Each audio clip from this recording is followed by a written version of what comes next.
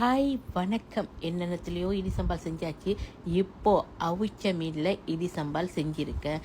இந்த அவிச்ச மீன் இடி சம்பால் ரொம்பவே டேஸ்ட்டாக இருக்கும். வாங்க எப்படி செய்யறதுன்னு பார்க்கலாம்.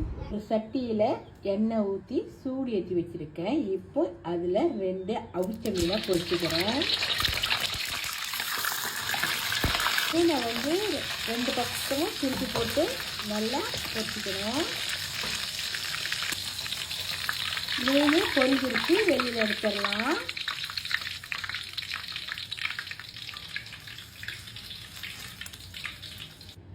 மீன் பொரிச்ச அதே எண்ணெயை பாய்க்கிறேன். அதில் உரப்பு பட்டை மிளகாவும் உரப்பு இல்லாத பட்டை மிளகாவும் ஒரு 8 போல சேர்த்துக்கிறேன். பொரிஞ்சிருச்சு, வெளியில் எடுத்துடலாம்.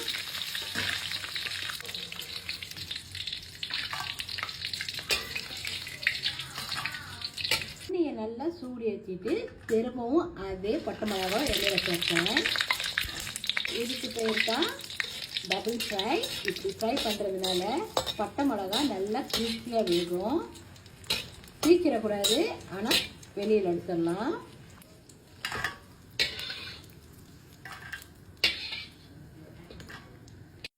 ஒரு வெங்காயம் 6 பல் பூண்டு சேர்த்துக்கிறேன்.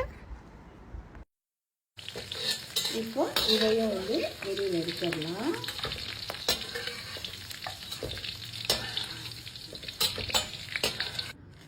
பட்டை மிளகா சேர்த்துட்றேன். பார்த்தீங்களா எவ்வளோ கிறிஸ்பியாக இருக்குன்னு? இதனால தான் டபுள் ஃப்ரை பண்ண சொல்கிறேன். கொஞ்சமாக உப்பு வச்சிடுறேன். உப்பு வச்சுட்டா இன்னும் கொஞ்சம் ஈஸியாக இருக்கும். அடுத்து வெங்காயம் பூண்டு சேர்த்துட்றேன்.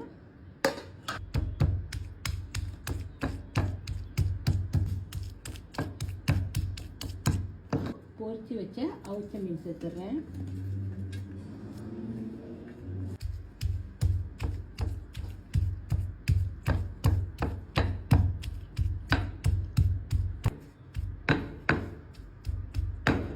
இதில் புளிசாறு கொஞ்சம் சேர்த்துட்றேன்.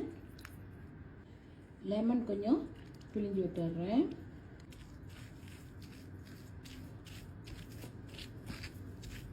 ஒரு வெங்காயம் சேர்த்துட்றேன். 4-5 ஊசி மிளகாய் சேர்த்துட்றேன். கொஞ்சம் கொத்தமல்லி சேர்த்துட்றேன். இப்போது இது எல்லாத்தையும் சேர்த்து நல்லா கிளறி விட்டுறேன்.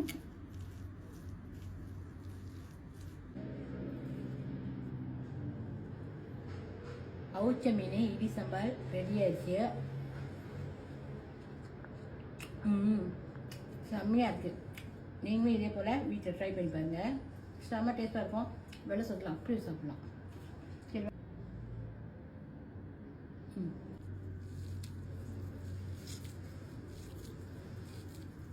இந்த மாதிரி அப்படியே அழகாக உருண்டை பிடிச்சி எடுத்து வச்சிட வேண்டியதுதான்.